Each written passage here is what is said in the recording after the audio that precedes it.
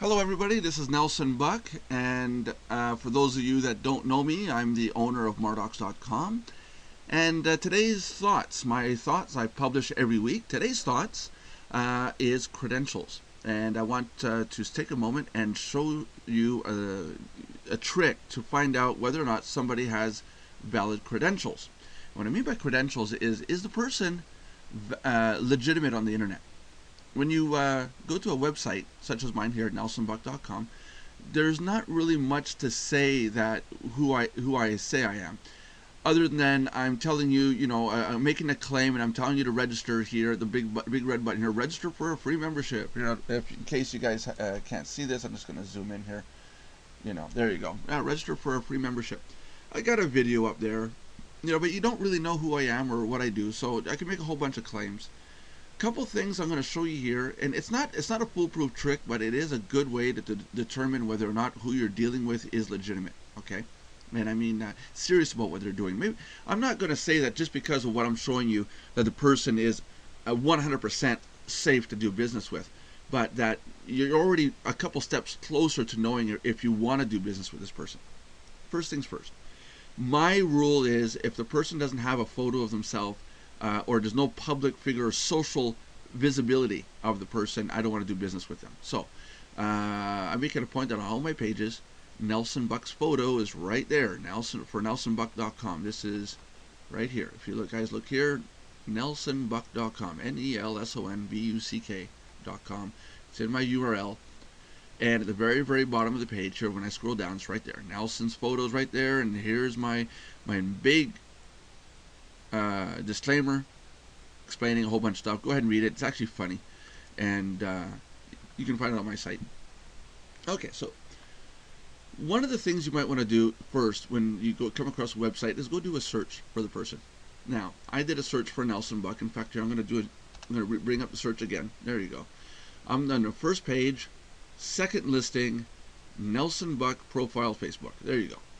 So I'm already on the first page, but there's a lot of people named Nelson and Buck. There's Buck Nelson and a whole bunch of other names. And this person above me is called Buck Nelson. He shows up first because the last name is shorter than the first, and they listed alphabetically. So Buck and Nelson. Then they went with Nelson and Buck. Therefore, I showed up second, but not a big deal. So there I am. There's my photo. There's my photo on the first page, and I do have a Facebook page. Now, let's take a second and go to Facebook. So this is a good sign. At Google, this is a good sign, because if you do a search for a person's name, Jeremy McMyers, that's just a fictitious name I'm pulling up. If the person doesn't come up on the first page, he's on the 10th, 12th, 20th page, there's something wrong. I wish you guys could see this. I'm having my coffee here. Yeah, I'm doing this first thing in the morning here, so I'm having my coffee. So on Facebook, I have the Facebook page already up. There's my Facebook page. Now, what I mean by credentials, take some time and look to see how many people are following the person, not how many people this person is following. Now, there's a big difference there. You follow somebody, but how many people are following you? That is the big question here. Now, I have just over 1,000 people following me, because they follow me based on my content and my stuff that I have that I post on my personal page. I put all my videos up here. I put up a lot of the videos that are made from some of my buddies. All the videos for Mardocs are posted here. So there's a lot of, I got a lot of presence. I'm showing a lot of valid content, valid information, and I make good contact with people around me. But there's over 1,000 people, almost 1,100 people following me. Now, if you go to Google and see a person's Facebook page, you click their Facebook link, and that number beside their name is here on Friends.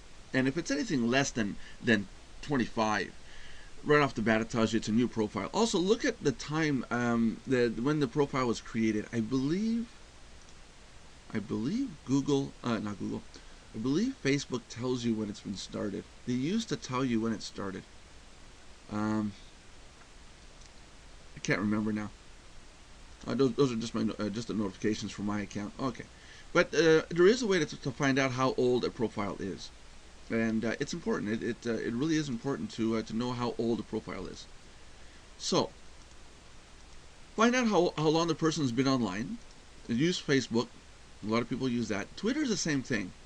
Now Twitter, I use the Mardox name, Mardox Plus, and that's our Twitter account for Mardox, and everything I do with Twitter. I don't keep 2 or 3 different accounts. I keep one account. Now here's another example on what I've been doing. There's over 532 tweets so far.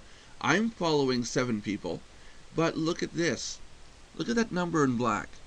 30,950 followers.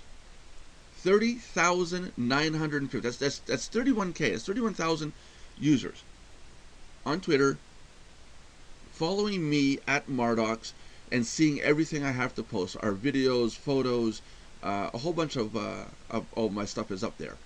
And again, very important to know that this person is being followed by a bunch of people. Granted, how many people do you know have 31,000 followers? Not following, followers. Okay, so this value here is very important. Very, very important. YouTube is the same thing. On YouTube, I use Mardox Plus. Well, actually, I have 2 YouTube accounts. Actually, let's back up here to... Here's my account. And when you go to YouTube, besides subscribe, it shows you how many followers, how many subscribers there are on the person's YouTube channel. In this case, I have 161 people following my personal YouTube channel. And that's my own stuff. That's my own thoughts and things I'm throwing up there, and you know, it's my own stuff. So you want to look at how many videos they posted, how long they've been around, and how many subscribers.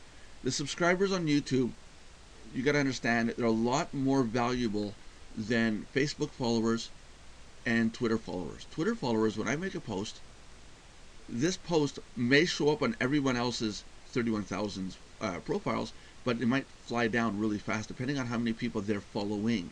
Okay, Facebook, apparently, now I've seen it and didn't see it, but apparently it only shows about 2/3 of the actual posts on any one person's profile at any one time. Okay, so there's a lot of content there. YouTube is a more dynamic, it's more interactive with subscribers. 161, in my opinion, 161 subscribers on YouTube. Sorry about that, my cell phone was on. YouTube subscribers having 161, I would think, is about the same thing as having about 1,000 followers on Facebook. So it gives you an idea. It gives you a good idea as the value. So YouTube really is the valuable way to go. Now, keep in mind, I'm on the Mardox account here. I'm going to go to the channel for Mardox. Mardox, I've had open for a lot longer. It has 1,654 subscribers. Now, that's valuable. That's probably the equivalent of 100 times that on Facebook, and probably about 100,000 times that on Twitter. So there's 1,651 people, 54 people, 1,654 people on our YouTube account that are watching our videos at any one time. And that's extremely valuable here. This is worth a lot. Now, you got to look and see what medium you're using and how valuable the followers or subscribers or users are in that medium. So, when you go and someone sends you a website trying to sell you something, take the time to go look on YouTube, see if they come up on YouTube, see if they come up on Twitter, see if they have a Twitter account, see if they come up on Facebook. If they come up on Facebook, they may not even show up.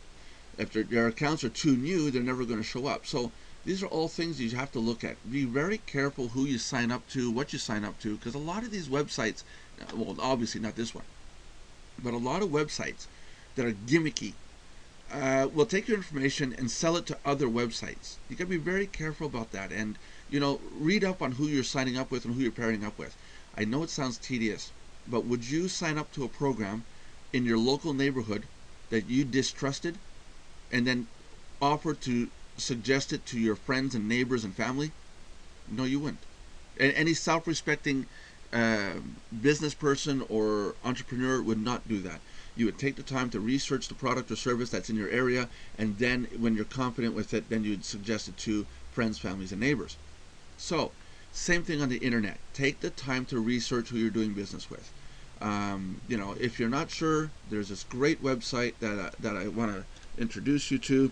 You're probably already a member of it, but if you're not, mardocs.com. Go sign up. We've got lots of information in here, lots of content, and new services, resources, training. And all this is growing. By the time of this video, this was probably really small stuff in here. Do your research. Make sure you research the backgrounds of the people you're dealing with. If they're not being followed or there's no interest on Twitter, make your own judgment, but make sure you research who you're following. It's very, very important. I'm going to leave you with that. Those are my thoughts for today, February 29th, 2016. And I'll talk to you guys next time. Have a good one.